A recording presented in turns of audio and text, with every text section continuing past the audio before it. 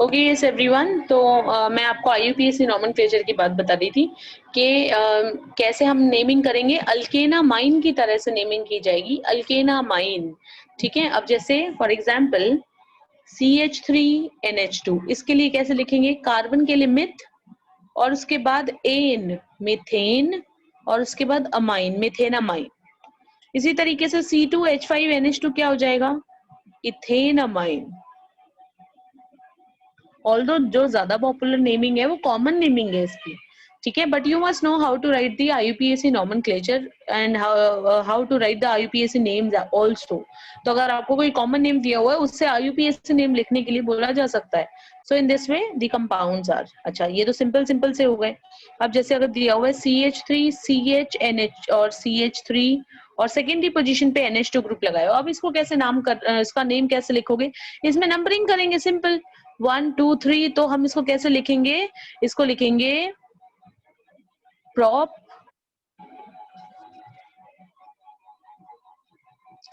N to amine. जैसे to ओल लिख देते हैं ना, प्रोपेन टू ओल, उसी तरह से प्रोपेन टू अमाइन। अंडरस्टूड? वैसे इसका नाम क्या था? आइसोप्रोपाइल अमीन, और आईयूपीएसी नेम के अकॉर्डिंगली क्या हो गया? Propane two amine.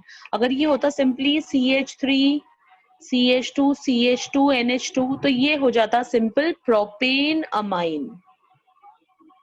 कोई अगर डबल बॉन्ड है, कोई ट्रिपल बॉन्ड है, किसी और पोजीशन पे है, कोई और ग्रुप भी प्रेजेंट हो, आप अकॉर्डिंगली यहाँ पर नेमिंग इस तरीके से कर सकते हो। ये सिर्फ प्योर अमीन्स की बात हो रही है, कोई और फंक्शनल ग्रुप जिनमें नहीं है उन कंपाउंड्स की बात हो रही है।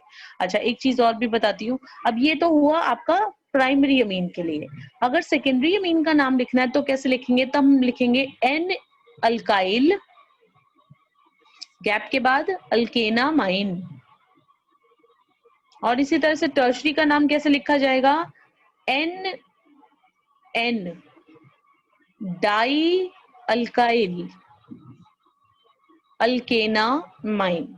ये मैं तब मान के चल रही हूँ कि दो कार्बन चेन एक जैसी हैं और एक अलग है, ठीक है, या तीनों एक जैसी होंगी तब भी ये काम नाम चल जाएगा।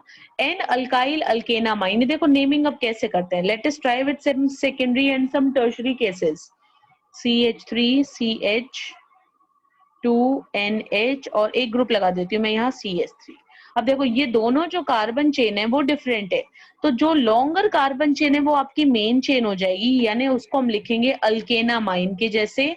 और जो छोटा ग्रुप है वो छोटा ग्रुप आपका अल्काइल ग्रुप की तरह से नेम करेगा।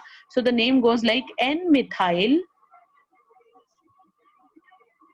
इथेनामाइन।